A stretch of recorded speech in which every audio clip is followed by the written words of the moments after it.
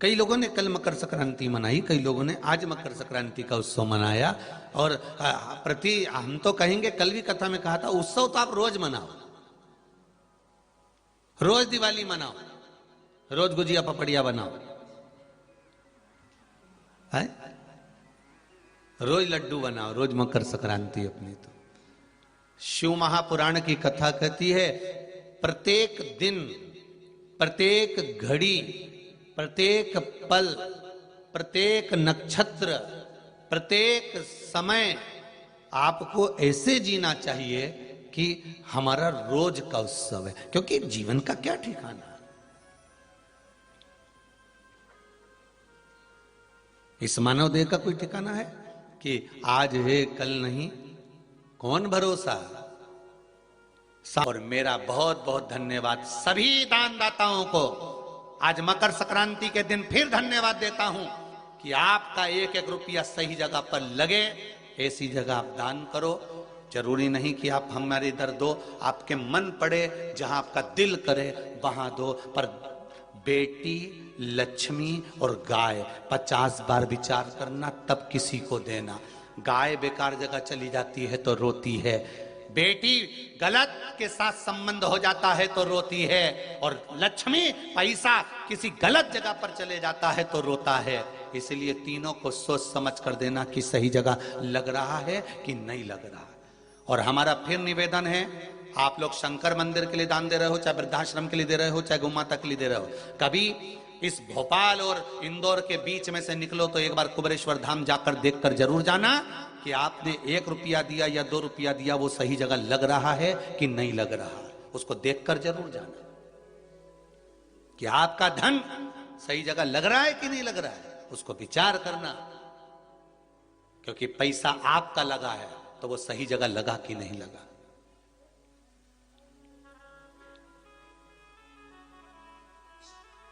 उस धन को सत्मार्ग में लगाइए, इस शरीर को सत्कर्म की ओर लगाइए।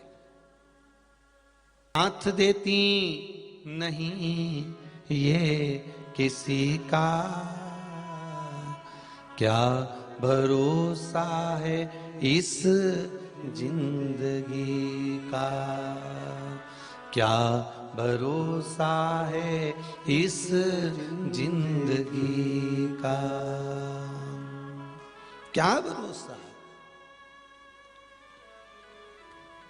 आज है नहीं है, जीवन का कोई ठिकाना नहीं। इसलिए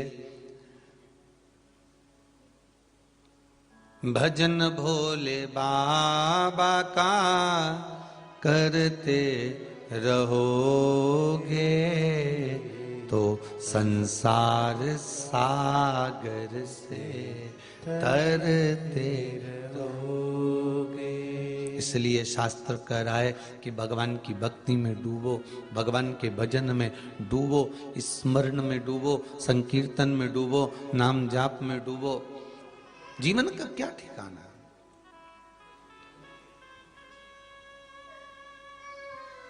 कोई किसी का मीत नहीं है संसार में। खरगोन की कथा में कहा था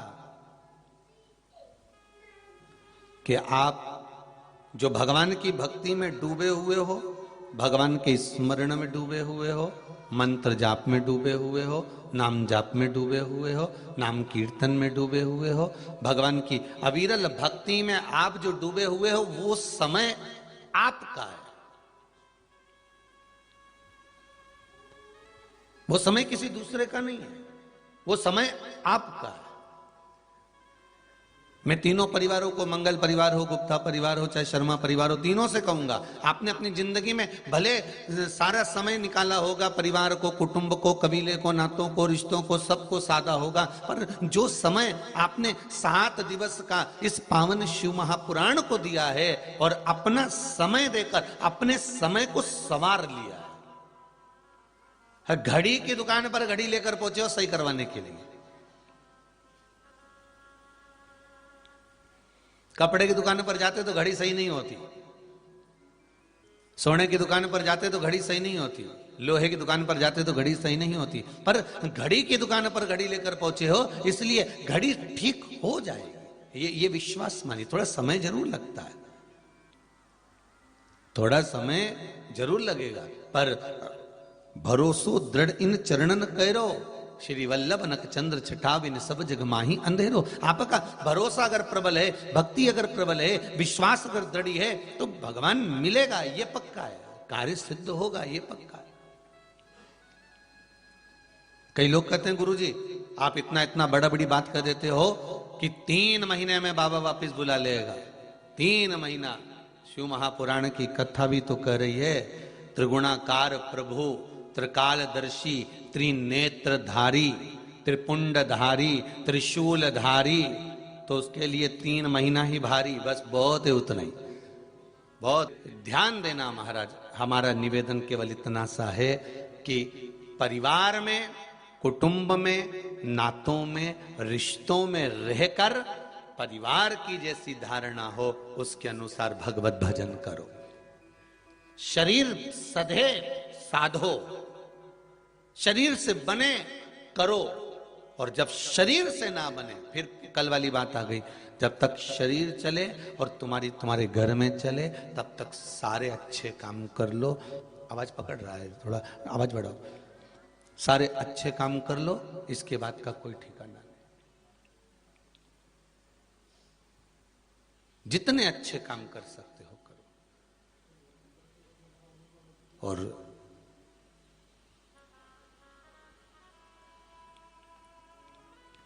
भगवान शिव की कथा कह रही है, गंगा नहाना है आपको, बहुत प्रेम से नहाओ जब तक ये शरीर काम कर रहा है। सभी इंद्रियां काम कर रही हो आपकी, आप बहुत प्रेम से नहाए।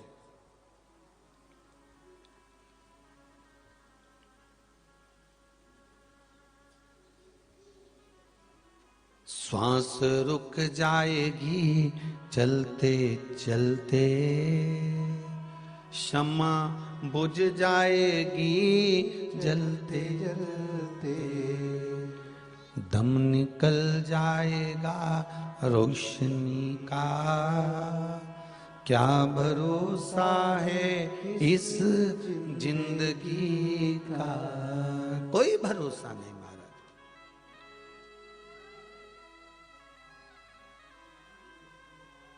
कोई भरोसा नहीं। थोड़ा सा कर्म अच्छा करिए,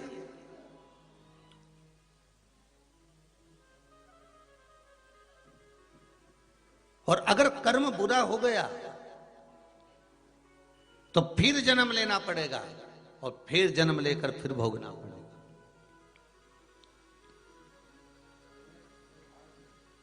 गंगा की कथा कर रही है, शिव महापुराण की कथा कर रही है। महाराज एकांत में बैठकर, एक सुंदर कुंड के पास बैठकर गंगा मैया, पार्वती मैया श्रृंगार करी है। मेरा निवेदन, भजन, भोजन, धन और नारी, ये 4 पर्दे के अंदर रहेंगे तो जीवन की एक सार्थकता उत्पन्न होगी। पर्दे में रहे।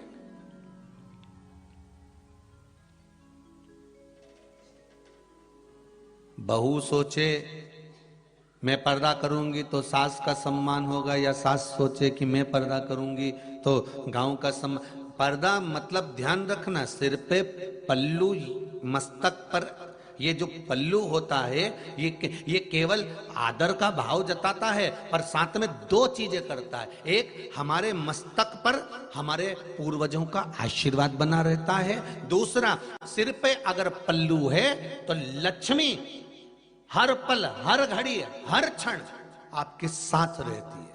मेरा एक निवेदन रहेगा, कभी प्रैक्टिकल कर देखना। आपको लगे कि सियोर वाला महाराज कहीं झूठ बोल रहा हो तो एक प्रैक्टिकल जरूर करके देखना। एक बार पल्लू नीचे गिराकर बाजार में 1 रुपया लेकर मत जाओ, और अगर सिर पे पल्लू डालकर एक बार प्रयास करना कि मर्यादित तरह से सिर पर पल्लू लेकर 1 रुपया भी बाजार में लेकर नहीं गए और कोई चीज आप खरीद कर लेकर आए हो, तो वो जिसकी दुकान से आपने सामान खरीदा भले वो पहचानता नहीं है, पर मर्यादा का फल देखिएगा कि सिर पर अगर पल्लू रहता है तो लक्ष्मी कहीं से भी किसी रूप में भी व्यवस्था करवा देती है। पल्लू के महत्व को जानो जरा।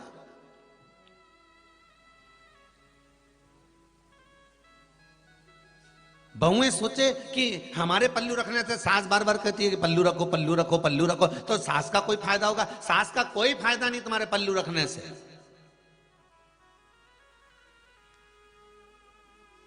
उसको कोई फर्क नहीं पड़ता, पर फर्क अपने जीवन पर पड़ता है।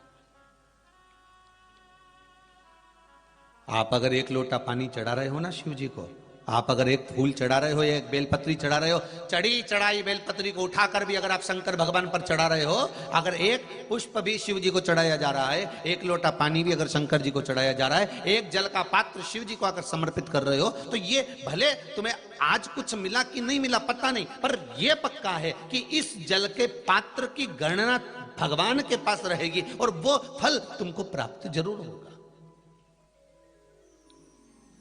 वो फल तुम्हें जरूर मिलेगा। एक आपका विश्वास अगर दृढ़ है, शंकर के प्रति आपका भाव अगर जागृत है, शिव के प्रति आपकी चित्त वृत्ति मन रमा हुआ है, तो फिर आप घबराने की जरूरत नहीं। फिर निवेदन है, एक लोटा पानी, एक बेलपत्र, एक फूल भी अगर आप, मैं ये नहीं कहूंगा कि आप रोज बेलपत्र चढ़ाओ या रोज फूल चढ़ाओ या रोज चावल चढ़ाओ या रोज आप मूंग चढ़ाओ। कई लोगों को सोचने में आता होगा कि गुरुजी ने तो कह दिया कि सोमवार की अष्टमी आए तो मूंग चढ़ाओ, ये त्योहार आए तो ये चीज चढ़ाओ, पर हम अगर कर रहे हैं और आपने अगर दिल से करा है तो उसका फल आपको दिल से मिलेगा भी, ये निश्चित।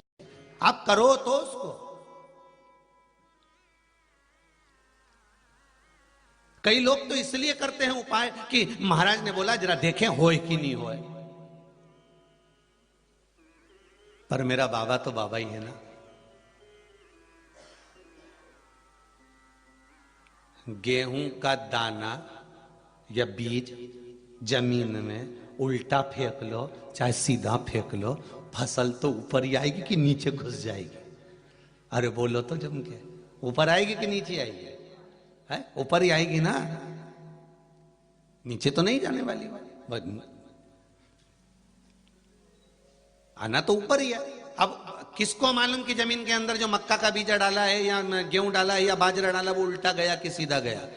राम नाम तुमने कैसे बोला, चाहे कपट से बोला हो, चाहे छल से बोला हो, चाहे बेईमानी से बोला हो, चाहे प्रपंच से बोला हो, चाहे भगवती स्मरण से बोला हो, फल तो देगा ना, बीज उगेगा ना, फसल तो आएगी ना, और फसल का पौधा आएगा तो ऊपर ही। उसी तरह तुम कैसे भी राम भज लो, कैसे भी कृष्ण भज लो, कैसे भी शिव भज लो, कैसे भी तुम उपाय कर लो, किसी भी रूप में कर लो, भले तुम परीक्षा लेने के लिए कर रहे हो कि हम परीक्षा लेते हैं, हम देखें जरा होए कि नहीं होए, तो भी होगा।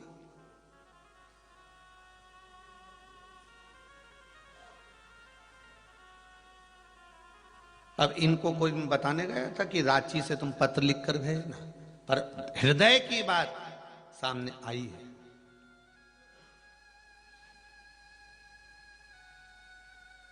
महाराज अब दिल से अगर भगवान को भज रहे हो, एक लोटा पानी भी अगर दिल से चढ़ा रहे हो, हम तो कहेंगे बिल्कुल हृदय से, और अगर पानी भी नहीं चढ़ा सक रहे हो, ना बेलपत्र चढ़ा सकते हो, ना आप चावल चढ़ा सकते हो, ना पुष्प चढ़ा सकते हो, ना आप शमी पत्र चढ़ा सकते हो, ना आप धतूरा चढ़ा सकते हो, तो शिव मंदिर में जाकर दिल से उससे एक बार मिलकर तो आओ, बात कर कर देखो।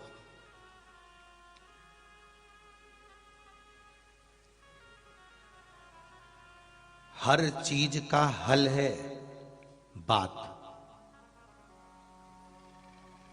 किसी से झगड़ा करना, खूब झगड़ लेना, तुमसे जितनी मर्जी हो उतनी तेज झगड़ लेना, पर शिव पुराण कहती है बात बंद मत करना, बात बंद मत करना। एक पति पत्नी में झगड़ा हो गया, वो दोनों एक दूसरे से बात नहीं करे, 3 महीना हो गया, बात भले नहीं करे पर दोनों एक दूसरे का काम जरूर करे। सुबेरे पत्नी उठे 7 बजे, चाय बना के टेबल पे रख दे, बोलते नहीं दोनों। पति ऑफिस जा रहा है, वो टिफिन बना के रख दे, बातचीत बंद है। ये कपड़े पटक कर जाए, पत्नी उसको धो दे। पति भी बात भले ना करे, ऑफिस से आता, किराने का सारा सामान लिया था, सब्जी लिया था, देख लेता इसके मोबाइल में बैलेंस 1 महीना हो चुका है, खत्म हो चुका है, तो उसके ध्यान में था बैलेंस डलवा दे। बच्चों को क्या सामान चाहिए, पति बिना बोले लेकर आ जाता। दोनों बात नहीं कर रहे हैं, दोनों बात नहीं कर रहे। अब आज ऑफिस में सर ने कहा तुमको सुबह 6 बजे आना है, तुम 10 बजे आते हो, कल तुम्हें सुबह 6 बजे आना है। अब पति ने मन में सोचा अब जगाएगा कौन, किससे कहूं, इसको बोल देता था पहले तो ये जगा देती थी, और अब मैं बात कर नहीं रहा हूं, और उपत के करूंगा तो ये माथे आएगी, तो मैं काहे को उपत के करूं। अच्छा, सब बड़ी अटारी के, मतलब सब बड़ी बड़ी ऊंची ऊंची अटारी के लोग हैं संसार में। पति सोचे मैं बड़ी अटारी का, पत्नी सोचे मैं बड़ी अटारी की, सास सोचे मैं बड़ी अटारी की, ससुरा सोचे मैं बड़ी अटारी का, नाना जी सोचे मैं, मामा जी सोचे मैं, सब बड़ी अटारी के, ऊंचे ऊंचे महल के हैं, कोई झुकने को तैयार नहीं, अपनी अटारी से नीचे आने को तैयार। अब इसने एक पर्ची लिखी और उस पर्ची में लिख दिया कि मेरे को सुबह ऑफिस 6 बजे जाना है, प्लीज मुझे जगा देना। पर्ची पलंग पे रख दी, पत्नी आई, उसने पढ़ा, पढ़ने के बाद सो गई। आज ये 9 बजे उठी, पति भी नहीं उठा, वो भी उठते से, पत्नी 9 बजे उठी, ये 9:30 बजे उठा। जो उठा टाइम देखा, अरे 9:30, मुझे तो 6 बजे जगना था और उसने लिखा था। उसने भी एक पर्ची रख दी थी,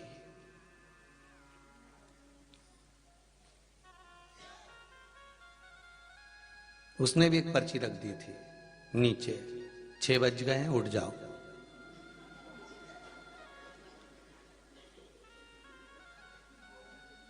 वो भी नहीं बोल रही थी, तूने पर्ची लिख के रखी कि मुझे 6 बजे जगा देना, तो उसने भी लिख दी 6 बज गए उठ जाओ, और पर्ची लिख के रख दिया। अब उठो, वो भी बात नहीं कर रही है, तुम भी बात नहीं कर रहे हो, और काम दोनों के बिगड़ गए। उसको जाना था जरूरी काम से, सर्विस छूट गई जरा सी बात।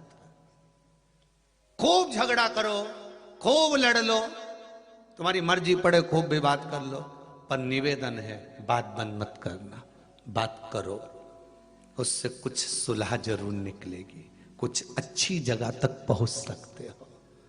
अगर बात नहीं करोगे तो 4 लोग उधर भी मिलेंगे, 4 इधर भी मिलेंगे, वो केवल हरी मिर्ची काट काट के पोहे में बघार लगाएंगे। कोई कोई मीठी नीम भी डाल सकता है, पोहा है, एक पोहा तो एक उपमा, दोनों।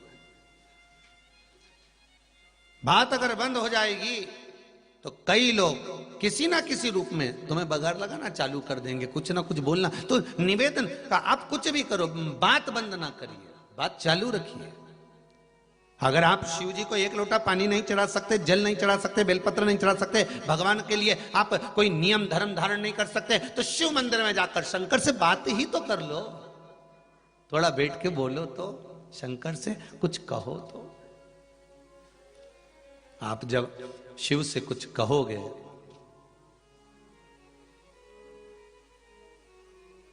तो बाबा क्यों ना स्वीकार करेगा।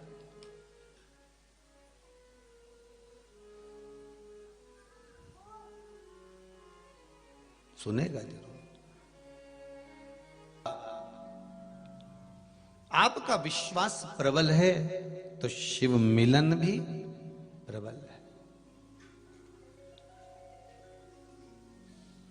महाराज, एक सुंदर, एक बार भगवान शिव ओघड़दानी तरकादर्शी कैलाशी शिव, भगवान शंकर विराजमान थे कैलाश पर्वत पर।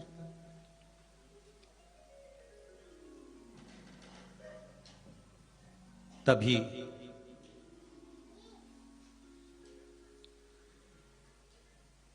भगवान शिव जब कैलाश पर विराजमान थे तो मां आद्यशक्ति मां पार्वती जी ने भगवान शिव से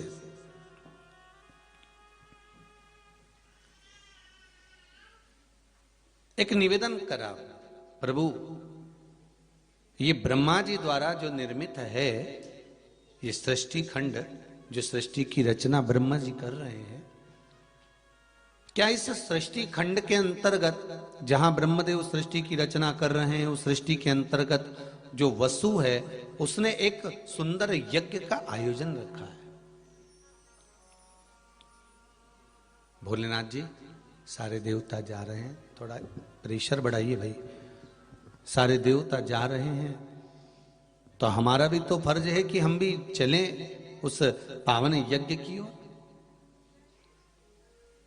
एक बात अपने जीवन में उतार कर रखिएगा, अपने जीवन में साध कर रखिएगा कि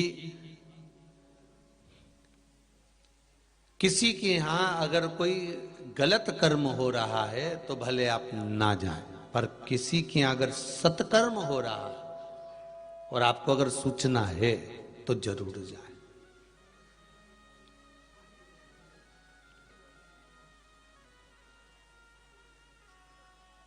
पर यदि अहंकार को रखकर कोई कर्म किया जा रहा है तो भले मत जाना। अभिमान को रखकर अगर कोई कर्म किया जाए तो वहां बिल्कुल ना जाए। यहां तक शिव महापुराण की कथा कहती है, महाराज जी अगर एक यज्ञ दक्ष प्रजापति ने रखा था और केवल अभिमत्ता में रखा था, सबको बुलाया और भगवान शिव के पास में कोई निमंत्रण नहीं गया। स्वयं देवऋषि नारद ने भी जाकर कहा था उनसे, भगवान नारद जी महाराज भी जाकर बोले थे, श्री देवऋषि नारद जी ने भी जाकर कहा था कि दक्ष प्रजापति शिव आपके दामाद हैं, जमाई हैं, कम से कम उनके यहां तो सूचना दो। तो दक्ष प्रजापति ने कहा था, मेरे यज्ञ में, एक राजा के घर के यज्ञ में केवल राज घराने वाले आना चाहिए, और शिव तो शमशान के निवासी हैं, शमशान में रहने वाले।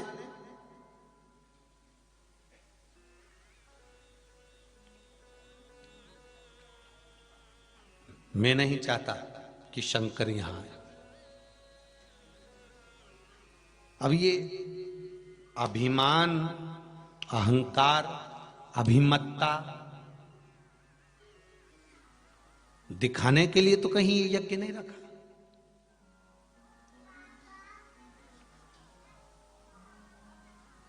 धर्म के कार्य, सत्कर्म, भगवान का भजन, पूजन, स्मरण कभी भी अभिमत्ता से मत करना जिंदगी में कि मुझे किसी को दिखाना है। नहीं नहीं,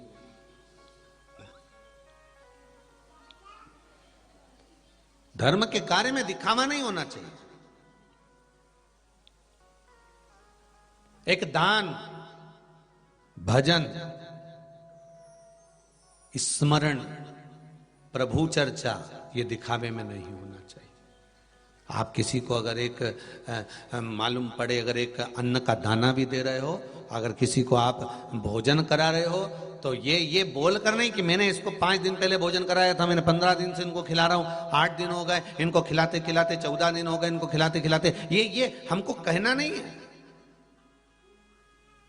आप जब सत्कर्म करते रहोगे, आप जब दान करते रहोगे, आप जब पुण्य करते रहोगे, आप जब कुछ प्रबल कर्म करते रहोगे, तो दुनिया की दृष्टि में तो वैसे ही आ जाओगे।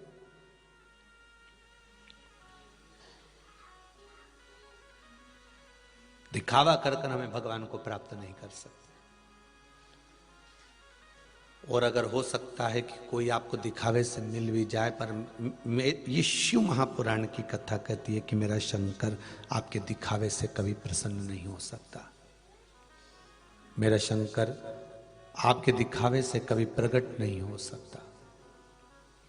फिर निवेदन करूंगा, बहुत बहुत भाव से कहूंगा, हृदय की बात है, इसलिए बार बार कह देता हूं कि भाव से दिल से कोई बात निकलती है तो कह देते हैं कि दिल से कह रहे हैं कि शंकर को रिझाने के लिए दिखावा बिल्कुल मत करिए। शिव को रिझाने के लिए कि मैं त्रिपुंड धारण कर लूंगा और रुद्राक्ष की माला पहन लूंगा तो शिव मिल जाएंगे, या मैं शमशान की भस्म रमा लूंगा तो शिव मिल जाएंगे, या मैं मृगछाला पहन लूंगा तो शिव मिल जाएंगे, या मैं जटा जूट बनाकर धर लूंगा तो शिव मिल जाएंगे। भगवान शंकर कभी दिखावे से प्रकट नहीं होते। मेरे शिव जब भी मिले हैं दिखावे से परित होकर मिले हैं।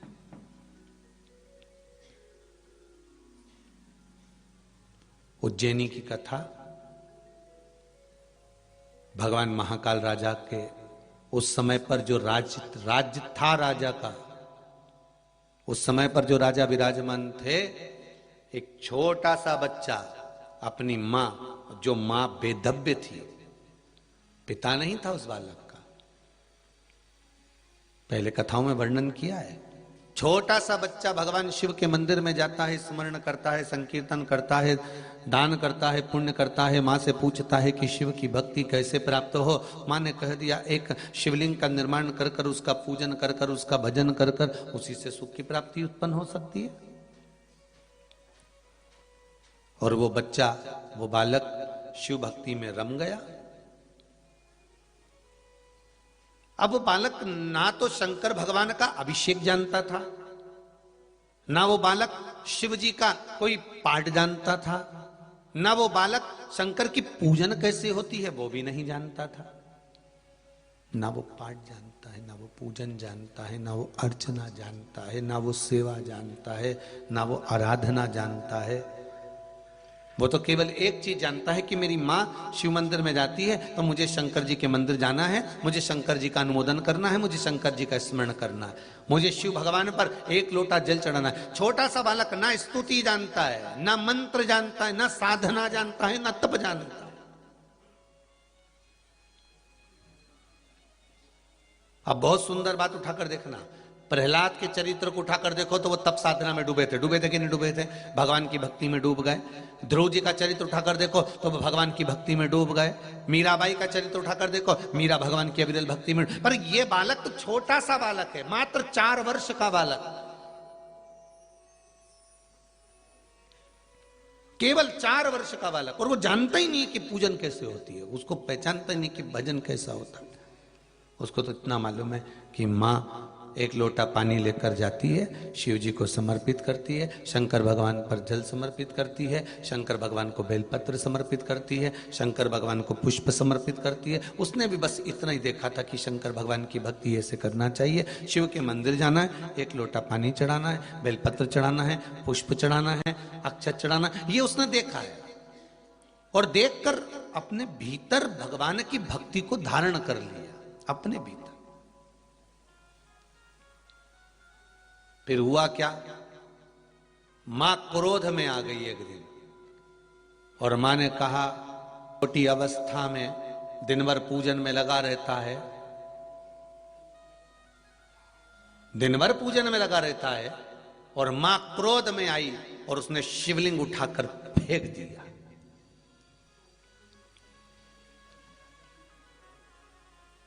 शिवलिंग टूट गया, बालक रो रहा है, बिलख रहा है, रो दिया, बिलखने लगा। और बालक जब रोया बिलखा तो काल अधिपति महाकाल बाबा उसी समय उस बालक के सम्मुख में प्रकट हो गए। मेरा महाकाल राजा स्वयं प्रकट हुआ और उस बालक के सम्मुख में प्रकट होकर उस माता के सामने कहते हैं कि तेरे बालक ने निष्कपट भाव से मेरा भजन करा था, इसलिए मेरा दर्शन हुआ है। शिवलिंग मेरे शंकर ने वापिस जोड़ दिया, वापिस।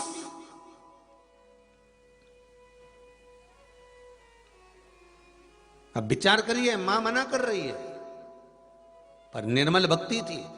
कई घर ऐसे हैं, जितने आस्था चैनल पर कथा सुन रहे हो, फेसबुक यूट्यूब पर कथा श्रवण कर रहे हो ना, कई घर ऐसे हैं, आप पूजन करने जाओगे तो किसी घर में पति नाराज होगा, किसी घर में पति पूजन करेगा तो पत्नी नाराज होगी, किसी घर में कोई पूजन करेगा तो हो सकता है सास नाराज होगी, सास पूजन कर रही है तो बहू नाराज होगी। घर परिवार में तुम सोचो कि सब एक जैसे मिल जाए, तुम्हारे जैसे मिल जाए, कि सब पूजन करें, सब आराधना करें, सब लोटा भर भर कर पानी चढ़ाएं, तो सब एक जैसे नहीं मिल सकते। घर में सब एक जैसे प्राप्त नहीं होंगे। कोई कोई तुम्हारा पाँव खींचने वाला होगा, कोई तुम्हारा हाथ खींचने वाला होगा, कोई तुम्हारे लिए अपशब्द कहने वाला होगा, कोई तुम्हारे लिए ताने देने वाला होगा, कोई तुम्हारे लिए शब्दों के बाण छोड़ने वाला होगा। उसका कारण क्या होता है? उसका एक कारण है, और सबसे प्रबल कारण उसका एक है कि भगवान की भक्ति में तुम्हें जोड़ना। निंदा करने वाले को भगवान क्यों भेजते हैं? कि तुम्हारी भक्ति की परीक्षा लेते हैं कि तुम्हारी भक्ति प्रबल है कि नहीं।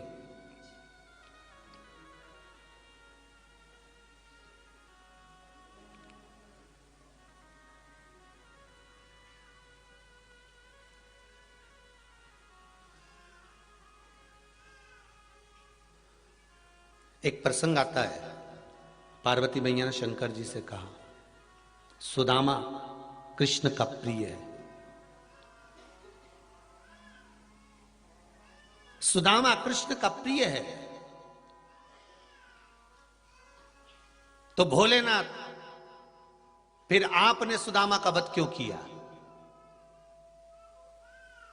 एक प्रसंग पार्वती मैया शिव से कह रही है, बहुत बहुत ध्यान देना महाराज, सुदामा यदि कृष्ण का प्रिय है तो शंकर भगवान से पार्वती जी कर रही है, फिर आपने सुदामा का वध क्यों किया?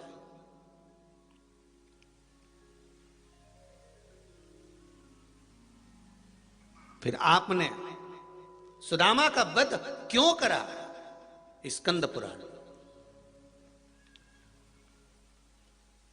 बड़े ध्यान से पढ़ना। स्कंद पुराण को, स्कंद पुराण में वर्णन आता है, देवी भागवत में वर्णन आता है कि भगवान कृष्ण बिरजा सखी से बात कर रहे हैं। गौलोक धाम की कथा है ये। कौन से धाम की कथा है? गौलोक धाम। जैसे बैकुंठ धाम वैसा गौलोक धाम। गौलोक धाम में बिरजा सखी से भगवान कृष्ण बात कर रहे हैं।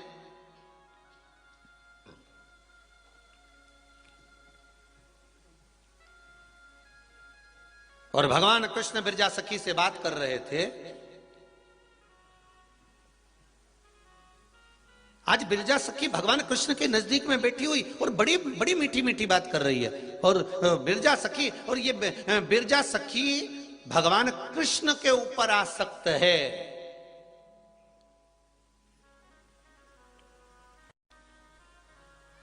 और सुदामा गोप बिरजा सखी पर आसक्त है। ये प्रसंग आपको स्कंद पुराण में भी है और ये प्रसंग आपको देवी भागवत में भी है।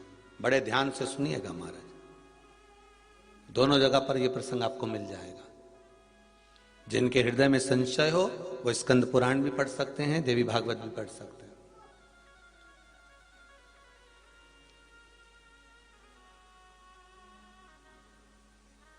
पार्वती जी का यह संवाद कि कृष्ण के प्रिय हैं सुदामा, तो फिर आपने वध क्यों कर दिया? कारण क्या था? भगवान कृष्ण बिरजा सखी से बात कर रहे हैं। बिरजा कृष्ण भगवान पर आसक्त है, वो बहुत प्रेम करती है बिरजा भगवान कृष्ण को, और सुदामा बिरजा पर आसक्त है। गौलोक धाम का यह पावन प्रसंग, उसी समय पर राधा जी का आगमन हुआ गोलोक धाम में। और गोलोक धाम में जब राधा जी का आगमन होता है, राधा जी जब गोलोक धाम में प्रवेश करती हैं, गोलोक धाम में जब राधा जी प्रवेश करी, उस समय पर राधा जैसे ही गोलोक धाम में प्रवेश करी हैं, बस राधा जी ने जो बिरजा को कृष्ण भगवान के करीब में देखा, नजदीक में देखा, राधा को क्रोध आ गया।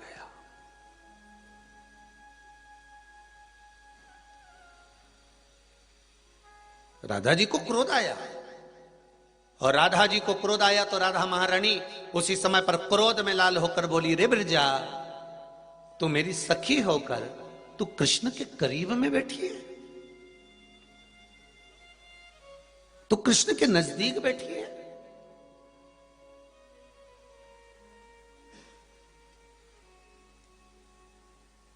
राधा जी कहती है, बिरजा, मैं तुझे श्राप देती हूं, जो कृष्ण मेरे स्वामी हैं, गोलोक धाम के स्वामी भगवान कृष्ण के पास में बिरजा तू बैठी है, मैं तुझे श्राप देती हूं कि तू भूमंडल पर जाएगी, मृत्यु लोक में जाएगी। ये मेरा श्राप है तुझको।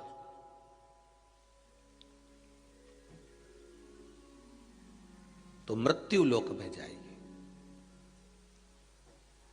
सुदामा ने देखा बिरजा को श्राप दिया है, तभी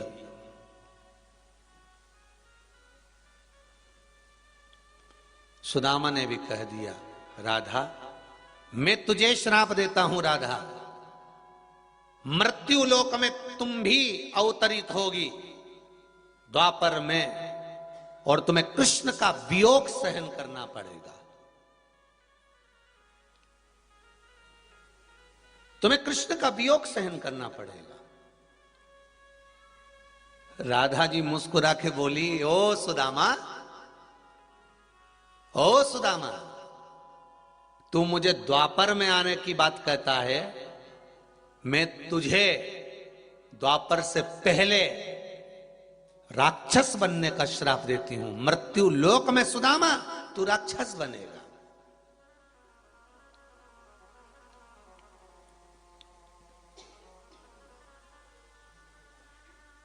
भूमंडल पर जाकर मृत्यु लोक में तू राक्षस बनेगा, मेरा श्राप है तेरे को। और वो सुदामा जो भगवान के गोलोक धाम में निवास करने वाला, भगवान कृष्ण के सखा के रूप में रहने वाला सुदामा महाराज मृत्यु लोक में आवे, क्योंकि श्राप लगा हुआ था। मेरा श्राप है तुझको। और सुदामा दानवराज दंभ के घर में पैदा हुए, जिनका नाम शंखचूर्ण हुआ। क्या पड़ा? शंखचूर्ण। और शंखचूर्ण का वध किसने करा? पहले की कथाओं को उठाकर देखिए, उसमें कहा शिव ने। शंखचूर्ण बना, और जो बिरजा सखी थी मृत्यु लोक में भ्रमण करती हुई, मृत्यु लोक में एक राजा हुए जिनका नाम था धर्मध्वज। उन धर्मध्वज के घर में एक बेटी का जन्म हुआ जिसका नाम था तुलसी।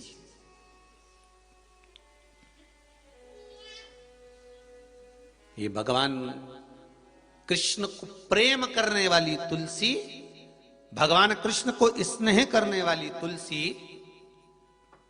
भगवान कृष्ण को अधिक स्नेह करने वाली वो बिरजा सखी आज तुलसी बनकर प्रकट हो गई। धर्मध्वज नाम के राजा के घर में इनका जन्म हो गया, और वो सुदामा शंखचूर्ण बन गया। और शंखचूर्ण बनकर सुदामा शंखचूर्ण बनकर अपनी सत्ता को धारण करते थे, क्योंकि राक्षस घर में पैदा हुए थे। महाराज एक बार ब्रह्मा जी का तप करा इस शंखचूर्ण ने, और ब्रह्मदेव से वर मांगने का चाहा। ब्रह्मा जी वर दीजिए। क्या वर चाहिए तुमको? मुझे वर दीजिए कि मेरे प्राण न छूटे। शंखचूर्ण कह रहा है, शिव महापुराण की कथा कर रही है, शंखचूर्ण कह रहा है कि मुझे वर दीजिए मेरे प्राण न छूटे।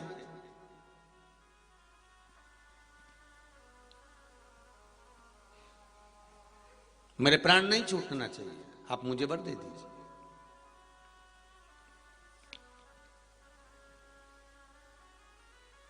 ब्रह्मा जी ने कहा, देखो शंखचूर्ण, प्राण तो छूटेंगे क्योंकि मृत्यु निश्चित है, मरना तो सभी को है, बस भगवान से एक निवेदन जरूर करना, मृत्यु हर एक जीव की आना है, हर एक जीव को जाना है, पर भगवान से एक प्रार्थना करते रहना कि पलंग पर पटक कर सड़ा कर मत मारना। भगवान, जैसे आपको ताजा फूल दिया जाता है, बासी फूल पटक दिया जाता है, उसी तरह मुझको भी ताजा बनाकर उठाना। फूल अगर तोड़ना, इस संसार के बगीचे से फूल अगर तोड़ रहे हो तो वो ताजा तोड़ना, सड़ा हुआ मत तोड़ना। भगवान से कहना इस संसार सागर से उठाना, पर मुझे सड़ा कर मत उठाना। पलंग पर पटक दिया, सड़ रहा है, शरीर गल रहा है। बउएं भी 4 बार गजेंद्र मोक्ष सुना दी, गीता जी का पाठ सुना दी कि डुकरिया अब जाए, माता जी के प्राण अब छूट जाए, नी छूट रहे। 4 बार एकादशी दे दी, 5 बार गंगा जल पिला दिया, 14 बार नीचे सुला दिया, फिर भी टोकरी जिंदा की जिंदा ही है।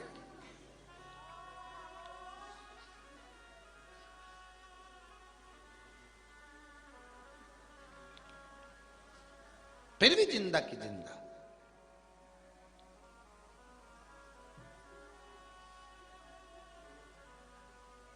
अब घर के लोग कह रहे हैं, गुरुजी कोई ऐसा उपाय नहीं मिल जाए जिससे मुक्ति मिल जाए? तो गुरुजी तो बता देगा कि उपाय मिल जाए। एक ही तो उपाय है कि पाप जो करा हुआ है इसको काटो, भगवान के भजन से काटो, काटो इसको। श्री शिवाय नमस्तुभ्यम, श्री शिवाय नमस्तुभ्यम, श्री शिवाय नमस्तुभ्यम। काटो इसको, ये कर्म कटे। पुराना जो करा है इसको काटना है। भगवान के मंदिर जाने पर, भजन करने पर, कीर्तन करने पर, मंत्र जाप करने पर, स्मरण करने पर, किसी कुंड में, बावड़ी में, अच्छे सरोवर में स्नान करने पर, गुरु के दरवाजे जाने पर, गुरु का दर्शन कर लेने पर, भगवान का दर्शन कर लेने पर, माता पिता के चरणों को नमन कर लेने पर क्या मिलता है? क्या प्राप्त होता है? क्या मिलेगा हमको? तो शिव महापुराण की कथा कहती है कि गुरु के दरवाजे जाने पर, भगवान के दरवाजे जाने पर, माता पिता को नमन करने पर, परमात्मा के चरणों को धोख लगाने पर, या किसी तीर्थ में जाने पर, किसी कुंड सरोवर बावड़ी में स्नान करने पर क्या मिलता है? तो कहा पूर्व का किया हुआ कर्म जो बेकार है वो कट जाता है और पुण्य कर्म बढ़ जाता है, जिससे हमारे संकट टल जाते हैं।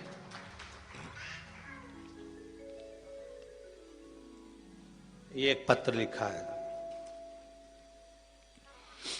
संगीता शांतिलाल जी राठौर, जिला शाजापुर, काला पीपल मंडी से हैं। गुरुदेव 15 साल से किराए के मकान में रह रही थी, पत्र में लिखा है। 15 साल से किराए के मकान में रह रही थी गुरुदेव। पशुपतिनाथ का व्रत प्रारंभ किया और गुरुदेव पहला व्रत जैसे ही प्रारंभ किया पूर्ण हुआ और हमारे को किसी की सूचना आई कि ये प्लाट है।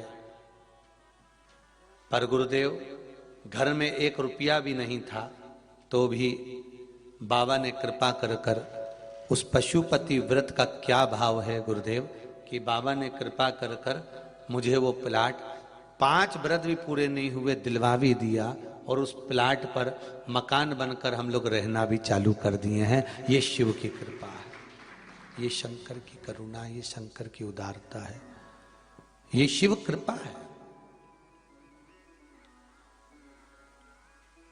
ये शंकर की दया है गुरुदेव। महाराज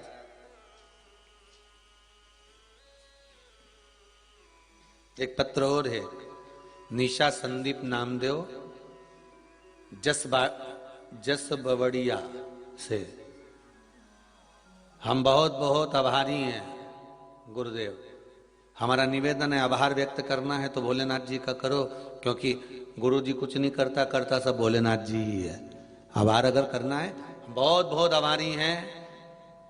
बहुत नीचे थे, बहुत नीचे थे गुरुदेव, बहुत कष्ट में थे, पर जब से बाबा की कथा सुन रहे हैं तब से ऐसी कोई खुशी नहीं जो बाबा ने हमको नहीं दी, सारी दुनिया की खुशी प्रदान कर दी। ये पत्र में लिखा है, निशा संदीप नामदेव, जस बावड़िया से ये पत्र है महाराज, जस बावड़िया से। ऐसा कोई खुशी नहीं जो बाबा ने नहीं दी, सारा सुख दे दिया।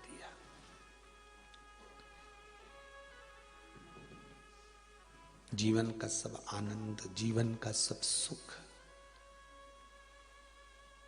शिव दे सकता है। आप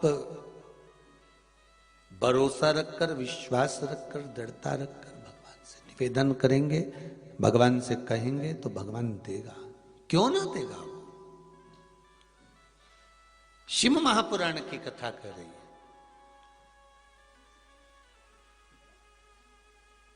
संकचूण नाम का राक्षस ब्रह्मा जी का तप कर रहा है और ब्रह्मा जी से वर मांग रहा है कि मेरे प्राण ना छूटे। तो ब्रह्मदेव ने कहा यह नहीं हो सकता कि प्राण ना छूटे, मरना तो है, निश्चित है, प्राण छूटेंगे, बस इतना जरूर है, आपसे भी कहूंगा, आप हो चाहे हम हो, मृत्यु सबकी आनी,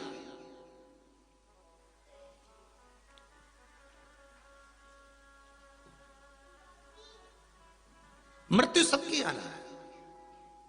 बस निवेदन भगवान से करना कि हमको पलंग पर मत पटकना,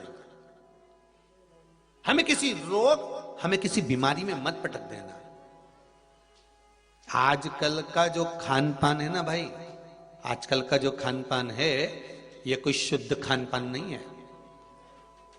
सब चीज नकली मिल रही है संसार में, सब कुछ नकली।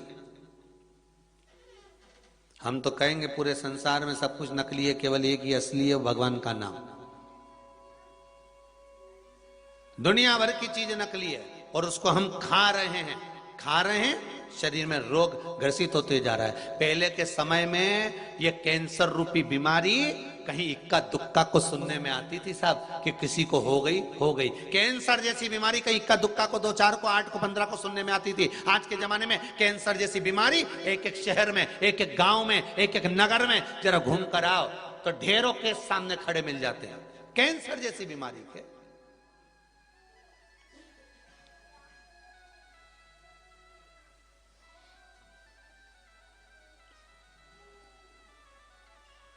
एक एक गांव में घूमो साहब, छोटे से छोटे गांव में, नगर में आप जाकर तो देखो, से कैंसर जैसी बीमारी तो लोगों को ऐसी होने लगी जैसे लोगों को बुखार होता था। जैसे पहले लोगों को सर्दी जुकाम होता था, ऐसा कैंसर जैसा रोग होने लगा। जिसको देखो कहीं गठान यहां हो गई, कहीं गठान वहां हो गई, जरा सा चेक करवाया कैंसर बता दिया, जरा सा चेक करवाया कैंसर बता दिया। कारण क्या है? लीवर, किडनी, ये क्या पहले नहीं होती थी? क्या पहले भगवान सबको स्वस्थ रखता था? उसका कारण यह था कि सात्विक भोजन मिलता था, अच्छा भोजन मिलता था, और बेचने वाला व्यक्ति भी 50 बार पूछता था, साहब ये मैं सामान किसी को दूंगा तो उसको तकलीफ तो नहीं होगी, उसको कष्ट तो नहीं होगा, उसको बीमारी तो नहीं होगी, तब बेचता था। आज के जमाने में तो व्यक्ति को मालूम है कि ये नकली है और ये नकली का फल ये प्राप्त होगा।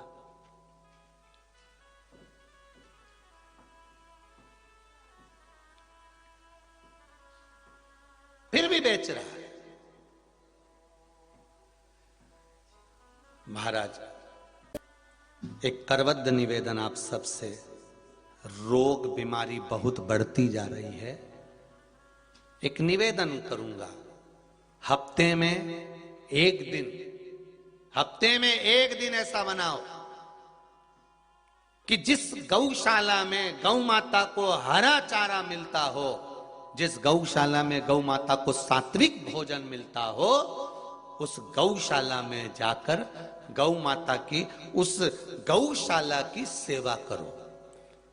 उस दिन गौशाला में जाकर कह दो, गुरुजी, महात्मा जी, बाबा जी, आज हम गौशाला में आएंगे, एक दिन हमारा बांध कर रख लो कि शुक्रवार हमारा है, हम 15 लोग आएंगे, गौशाला में ना तो कोई गोबर उठाए ना कोई सफाई करे। हम 15 लोग सवेरे आएंगे, गौशाला में सफाई करेंगे, गौ माता की पूरी देख रेख करेंगे, सेवा करेंगे। एक दिन शुक्रवार हमारा लिख लो, शनिवार हमारा लिख लो, बुधवार हमारा लिख लो, रविवार हमारा लिख लो, करो सेवा गौ माता की। और हफ्ते में एक दिन गौ माता की सेवा करते करते जब गाय गोमूत्र देवे तो उस गोमूत्र का पान भी करो, और गाय का गोमूत्र मिले उसमें बैठे जब तुम गोबर साफ कर रहे हो, झाड़ू लगा रहे हो, तो उसी गोमूत्र से स्नान भी करो। हफ्ते में एक दिन ऐसा बना लो कि हमें गौ माता के साथ रहना है। शाम को हम भोजन करेंगे, सुबह हम फलहार करेंगे और गौ माता के साथ अपना दिन निकालेंगे, और पूरा दिन निकालकर फिर जाएं। जैसे हफ्ते में एक बार लोग जांच कराने जाते हैं, बाद में जांच कराने जाओ, ये कराने जाओ, वो कराने जाओ, जांच पर जांच करवाने जाओ, उससे अच्छा है हफ्ते में एक बार गौ माता की सेवा में लग जाओ। और उस गौशाला में जाना जहां पर देसी गाय हो, जर्सी नहीं।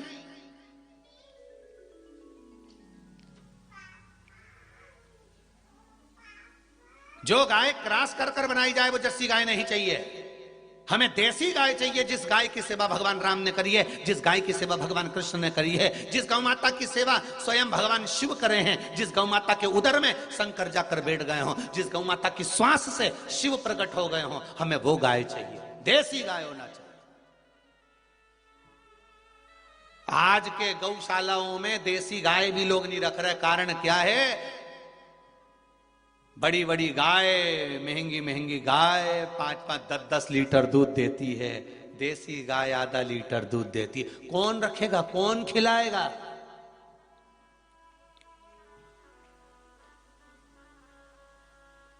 कौन खिलाएगा?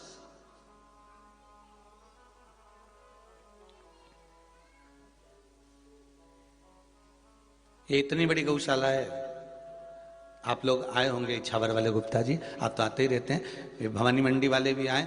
आप लोग जितने लोग कथा सुन रहे हैं, आप लोग, इतनी बड़ी गौशाला है, उस गौशाला में इतनी गाय हैं, इतनी गायों को दूध देना चाहिए तो कम से कम 10-15 लीटर देना चाहिए। जब शाम को गाय का थोड़ा बहुत दूध निकलता होगा भगवान के भोग के लिए, तो 2-2.5 लीटर से ज्यादा दूध नहीं निकलता होगा, इतनी गाय। अंदाजा लगाइएगा जरा। कारण सब देसी।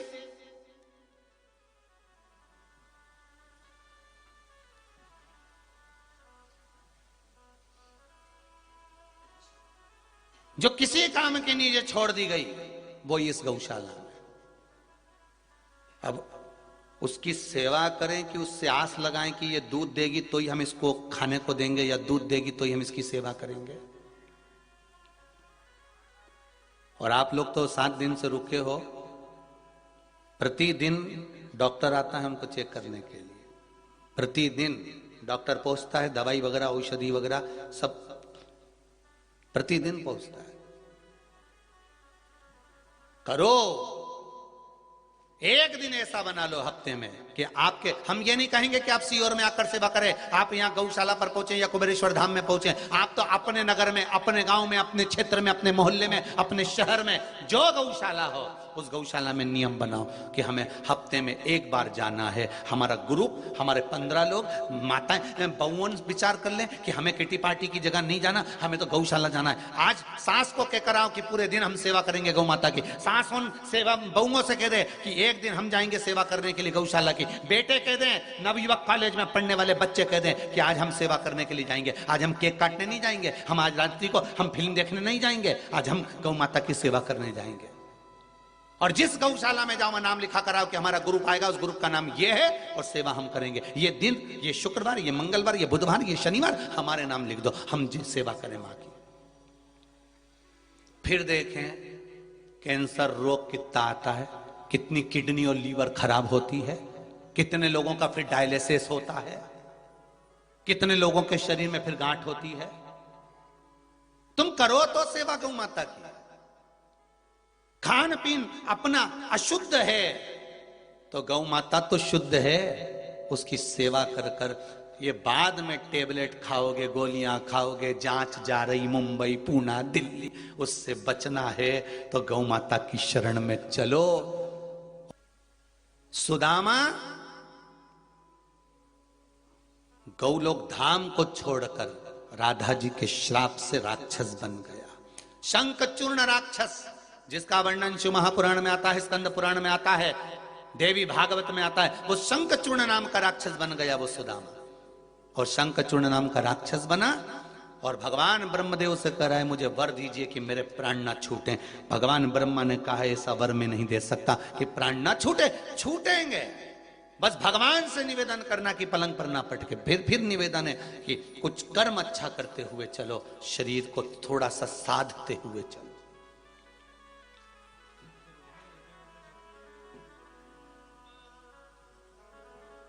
हर जगह नकली के युग में अपन जी रहे हैं साहब। आज के जमाने में तो स्माइल भी नकली हो गई। पार्टी में जाओ तो सरी, किसी की यहाँ शादी में पहुंचो तो सरी, रिश्तेदार भी एक दूसरे से मिलते हैं तो बस ऊपर से हंसते हैं, अंदर से तो कुड़ते हैं, खूब कमा रिया है, आराम खा रिया है। आज के जमाने में तो स्माइल भी नकली हो गई जी। आप जिनसे मिलते हो वो आपके सामने तो हंस देते हैं, मुस्कुरा देते हैं, प्रेम से मिल लेते हैं, पर भीतर से कितने जल रहे होते हैं ये अंदाजा नहीं लगा सकते हो। पहले तो स्माइल भी असली होती थी, आजकल वो भी नकली है।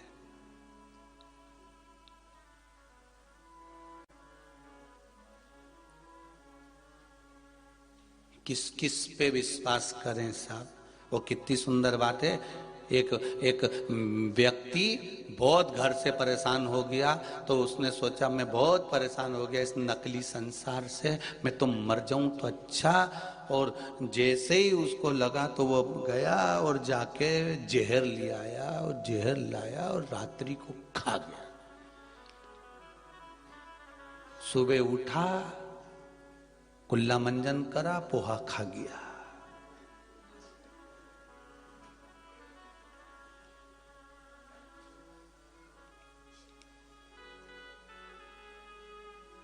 उसने कहा गजब। दवाई वाले के पास गया तो जहर ही दिया था, बिल्कुल बहुत भयंकर वाला, कालकुट विष दिया था, भयंकर जहर दिया था। तो कि मैंने ही तो खाया था, मरा ही नहीं। चलो अच्छा हुआ नहीं मरा। फिर गया बाजार, भगवान को चढ़ाने के लिए मिठाई ले आया। भगवान तूने बचा लिया। भोग लगाई ने, मिठाई जो खाई ने, आधा घंटा में मर गया। जहर भी नकली था और मिठाई भी नकली थी। जहर नकली था इसलिए बच गया और मिठाई नकली थी इसलिए मर गया। वो भी नकली था। असली मिल कहां रहा है साहब, ढूंढो तो। आज के जमाने में तो असली घी नहीं मिले तो गुरु कहां से मिल जाएगा। असली गुरु ढूंढना भी कठिन है महाराज। सुखदेव जी महाराज जब श्रीमद् भागवत कथा सुनने के लिए गए, 300 ऋषि रास्ते में मिले थे और 300 ऋषि में आखिरी ऋषि थे सुखदेव जी महाराज, श्री सुखदेव जी महाराज। और सुखदेव जी ने एक ही खड़ी खोटी सुना दी। एक सुखदेव जी महाराज ने राजा परीक्षित को एक शब्द का खड़ा कहा। क्या चाहता है राजा? राजा कहता 7 दिन है मेरे पास में। तो गुरुजी ने कह दिया चाहता क्या है? 7 दिन है तो क्या चाहता है? बस आप बताओ। बाकी के संत मिले थे, उन्होंने कहा था हमारे पास बेटी हम यज्ञ कराएंगे, ये कराएंगे, वो कराएंगे, अनुष्ठान करवाएंगे, ये करवाएंगे, आप बताओ क्या करना है। सुखदेव जी ने कहा देख भैया 7 दिन है तेरे पास, मरेगा तो सही, पक्का है, लिख के दे देता हूं, मरना तो है। तू सोचे कि मैं अनुष्ठान कराऊंगा, भागवत सुना दूंगा तो तू मरेगा नहीं, तो ये गारंटी नहीं है रे दादा हो। और आप लोग भी अच्छे से सुन लेना रे, जितने आस्था चैनल पर कथा सुन रहे हो, जितने मोबाइल पर सुन रहे हो, सीहोर वाले महाराज ने उपाय बताया है तो बिल्कुल लाख करेगा, पक्का है। सीहोर वाले महाराज पे भरोसा मत करना, एक रत्ती का भी। कहां का महाराज? महाराज एक रत्ती का भरोसा मत करना। अगर उपाय कर रहे हो, शंकर जी का कोई उपाय कर रहे हो तो शंकर के भरोसे पर करना कि वो तारेगा। सीहोर वाला महाराज कुछ नहीं जानता।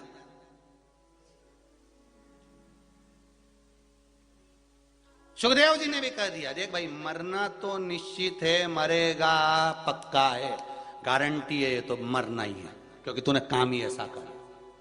मरा हुआ सांप डाल के आया समीक ऋषि के गले में, तो मरेगा तो पक्का है, ये तो तुझे निश्चित है कि तू मरेगा। तो फिर राजा परीक्षित ने कहा आप बताओ क्या करूं? तो क्या इतना हो सकता है कि जब सुई चुभेगी तो दर्द नहीं होगा। दो तरह की नस होती है, वो नर्स जो होती है ना सिस्टर हॉस्पिटल में, दो तरह की होती है। एक नर्स ऐसी होती है नहीं तुम पूछे नहीं ऐसी चुपाए प्राण निकली जाए, और दूसरी जिससे पहचान रहती है ना नर्स से, सिस्टर से जिससे पहचान रहती है, तो उससे जाकर आंटी थोड़ा ध्यान, आंटी की चिंता मत कर, पहचानू तेरी मम्मी के अच्छे से जानती हूं मैं।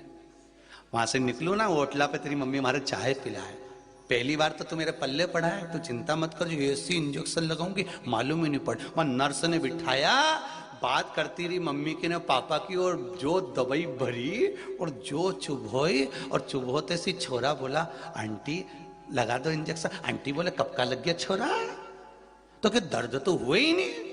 तो क्या बस यही तो बात है, पहचान वाले के पास जाओगे तो इंजेक्शन तो लगना है। इंजेक्शन वो भी लगाएगी ना, इंजेक्शन ये भी लगाएगी, बस अंतर इतना सा है, यमराज भी बंदी बनाएगा और परमात्मा भी लेकर जाएगा। यमराज ले गया तो दर्द होगा और परमात्मा ले गया तो दर्द नहीं होगा। सिस्टर दो ही, सिस्टर दो ही। थोड़ा दर्द। तो सुखदेव जी महाराज ने कहा देख रहे बाबा प्राण तो छूटेंगे, और अपन भी कह रहे बाबा देखो उपाय करना है, जो जो शिव महापुराण से बताया जाए, सियोर वाले महाराज पर विश्वास कर कर मत करना, पर शंकर पर विश्वास कर कर करना, शिव पर विश्वास कर कर करना।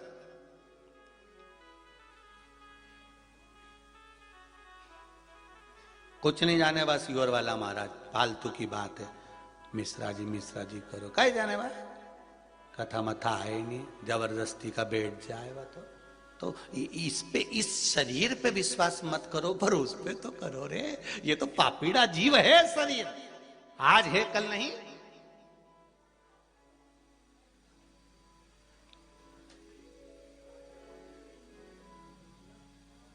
क्या विश्वास?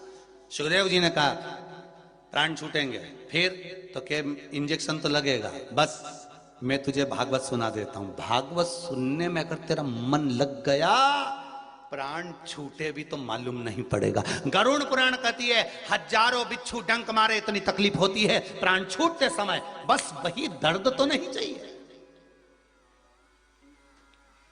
जब को तो लगे।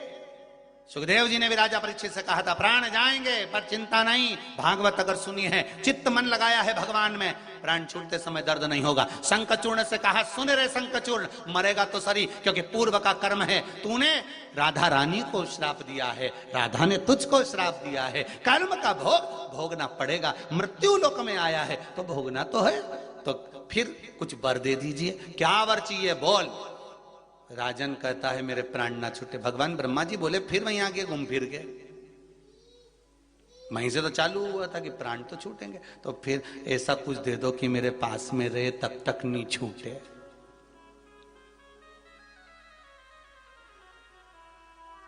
मेरे पास में रहे तब तक नहीं छूटे। ब्रह्मा जी ने एक शंख चूर्ण को कवच दे दिया, ये ले कवच, और ये कवच तेरे शरीर पर रहेगा तो तेरा बाल बांका नहीं होगा। एक कवच ब्रह्मा जी ने शंख चूर्ण को दिया था कि ये तेरे पास होगा तो तेरा बाल बांका नहीं होगा। शिव महापुराण भी आप सबको एक कवच दे रही है, श्री शिवाय नमस्तुभ्यम। शिव महापुराण का ये मूल मंत्र जिसके पास में होगा, ये कवच है आपकी जिंदगी के लिए। व्यापार नहीं चले, श्री शिवाय नमस्तुभ्यम। काम के लिए जा रहे हो, श्री शिवाय नमस्तुभ्यम। जिस कार्य के लिए जाओ बढ़ते चले जाओ, चित्त धारण कर कर जाइए। महाराज फिर निवेदन है महाराज जी, अगर जरा सा भी जीवन में अगर कोई तकलीफ आ रही है, कष्ट आ रहा है, परे रही है, तो पीछे मत हटना। दुख दहन स्तोत्र का पाठ बेलपत्री के पेड़ के नीचे बैठकर, सीधे हाथ में घी का दिया, उल्टे हाथ पर तेल का दिया, और सामने बेलपत्री का वृक्ष हो और दुख दहन स्तोत्र का पाठ सोमवार की सोमवार बेलपत्री के पेड़ की छांव में करना प्रारंभ कर दीजिए। 2-4 सोमवार कर कर देखो, बाबा आपके दुख को काटेगा। दुख दहन स्त्रोत का पाठ अग्रण्यता प्रदान कर देगा। पर उस पाठ को करने से पहले एक माला श्री शिवाय नमस्तुभ्यं, और फिर निवेदन है, अगर दुख दहन स्त्रोत का पाठ भी नहीं कर सकते तो बेलपत्री के पेड़ के नीचे या शमी पेड़ के नीचे या पीपल के पेड़ के नीचे या आंवले के वृक्ष के नीचे ये जगह पर जाकर आप थोड़ा सा जल जिसमें लाल चंदन मिला हो उस जल को चढ़ाना प्रारंभ कर दो। अगर दुख दहन स्त्रोत का पाठ नहीं कर सकते तो लाल चंदन का जल उन वृक्ष के नीचे, और चंदन कितना सा डालना है, मात्र एक जरा सा छीटा मात्र। ये नहीं कि नहीं तो कई लोग तो बड़े होशियार हैं, चंदन घिस के ढेर सारा कटोरी भर के डाल दे, इनका कई ठिकाना। हाँ, इनका कोई भरोसा है। एक मरीज डॉक्टर साहब के पास गया, डॉक्टर साहब बहुत तबीयत खराब हो रही है, बहुत तबीयत खराब हो रही हमारी, बहुत तकलीफ है। डॉक्टर साहब ने कहा ऐसा ऐसा कर लेना, ठीक है।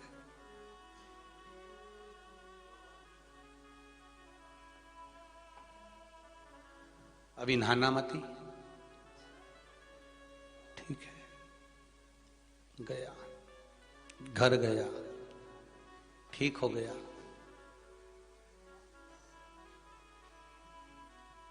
22 दिन के बाद डॉक्टर साहब के पास फिर गया। डॉक्टर साहब बोले क्या है, नहाऊं कब? डॉक्टर साहब नहाऊं कब? डॉक्टर बोले तुम कौन? आया था दिखाने के लिए, आपने बोला था नहाना मत। तो डॉक्टर हाथ जोड़ के बोला अभी तक नहीं नहाया? तो क्या आप ही ने तो कहा था मत नहाना।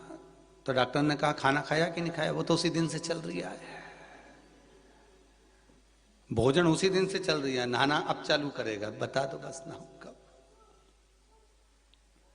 डॉक्टर साहब भी बाल खुजाने लगा, दादा रहने दे, तू तो जा, तेरी मर्जी पड़े ना, नहीं मर्जी पड़े मत ना, तेरा।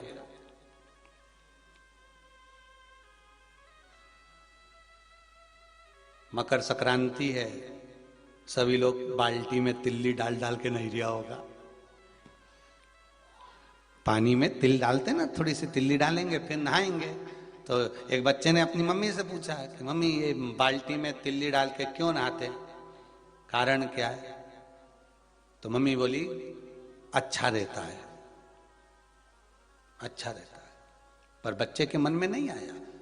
तो बच्चा अपने गुरुजी के पास गया, गुरुदेव माँ ने आज बाल्टी में तिल डाल दी थी पानी में और फिर हमने स्नान करा, उसका फल क्या है? उसका फल क्या है? तो गुरुजी ने कहा तिल शनि का प्रभाव देता है। जिस पात्र में तिल को डाला जाता है, मकर संक्रांति के दिन उस जल से जो स्नान करा जाता है, केवल शनि का भाव इतना प्रबल होता है कि सारे ग्रह शनि के अनुकूल होकर उसको अनुकूलता प्रदान करना चालू कर देते हैं। एक मकर संक्रांति पर मात्र तिल के, इसलिए कई लोग तिल का उपटन भी करते हैं, कोई लोग तिल डाल के नहा लेते हैं। तिल का महत्व है। अब शंखचूर्ण को एक कवच मिल गया, एक कवच, और वो कवच शंखचूर्ण को जो मिला, कहा ये तुम्हारे पास रहेगा, तुम्हारे प्राण नहीं छूटेंगे तब तक। ऐसा कवच भगवान शंकर ने हर एक व्यक्ति को दिया है, संसार के मनुष्य को दिया है। बस वो कवच, जैसे ब्रह्मा जी के पास में कवच था, उन्होंने शंखचूर्ण को दिया, ऐसे ही ब्रह्मा जी के पास वो कवच छुपा हुआ था। उसी तरह ये श्री शिवाय नमस्तुभ्यम, ये कवच शंकर का छुपा हुआ था, वो तो शिव महापुराण से प्रकट हो गया, इसको निकाल लिया और ये कवच जनमानस तक पहुंच गया। इस कवच का उपयोग करिए। प्रतिदिन घर से बाहर निकलते समय एक बार श्री शिवाय नमस्तुभ्यम बोलो। दुकान की पेड़ी चढ़ते हुए श्री शिवाय नमस्तुभ्यम बोलो। दुकान मंगल करते हुए श्री शिवाय नमस्तुभ्यम बोलो। भोजन करते हुए श्री शिवाय नमस्तुभ्यम बोलो। किसी को भोजन कराओ, घर में कोई अतिथि आया, श्री शिवाय नमस्तुभ्यम बोलो। कोई काम के लिए जा रहे हो, श्री शिवाय नमस्तुभ्यम बोलो। एक बार एकांत में बैठकर श्री शिवाय नमस्तुभ्यम बोलकर तो देखो, सब समर्पण का भाव प्रकट हो जाता है। ये कवच है, जैसे ब्रह्मा जी ने कवच शंख चूर्ण को दिया था, एक कवच मेरे भोलेनाथ ने अपन को दिया, अपने को प्राप्त करा, प्रदान किया, जपते रहो। अभी एक माता जी आई हुई हैं गौशाला पर, कहां से, रतलाम साइड से कहीं से आई हुई है। पहले वो व्हील चेयर पर, पहले तो उस पर चढ़ के आई थी गोदी में, फिर बीच में आई थी जब व्हील चेयर से आई थी, फिर एक बार आई तो वो वॉकर से आई। आज उस माता जी को जब पैदल चलते हुए, कहां बैठी है, अच्छा अंदर ही है क्या, आप खड़े हो जाओ जरा एक बार। अब आज आई हैं तो ना तो इनके पास वॉकर है, ना व्हील चेयर है, और ना ही कोई डंडे का सहारा लेकर आई है। आज आई तो पैदल चलकर आई है। उसकी खुशी हुई हमको कि भोलेनाथ ने आपको कम से कम पांव तो प्रदान कर दिए, चरण तो दे दिया बाबा भोलेनाथ ने आपको, भगवान शंकर ने आपको, और विश्वास जागृत तो हुआ। अब बताओ, टीचर रही हैं ये। कई लोग कहते हैं कि गुरुजी तो कथा कहते हैं तो सब ऐसे ही लोग सुनते होंगे, कोई पढ़ा लिखा व्यक्ति उस पर अमल ही नहीं करता। तो ये तो टीचर रही, और ऐसे कई मेरे भोलेनाथ जी के भगत हैं, भवा शंभू के, शंकर के, जिन पर शिव रोज कृपा करता है, रोज करुणा। हमको ही नहीं मालूम ये कुबेरेश्वर बाबा की धरा आखिर है क्या। हम तो बस इतना मानते हैं कि ये शंकर कंकर है। इस कुबेरेश्वर धाम का एक एक कंकर शंकर के तुल्य है। जो दिल से आया है, बाबा ने उसको दिल से दिया भी बहुत है, वो खाली नहीं गया यहां से, दिल से दिया। शंभु शरणे पड़ी मांगू घड़ी रे दुख काटो, दया करी ने दर्शन आपो, दया करी ने दर्शन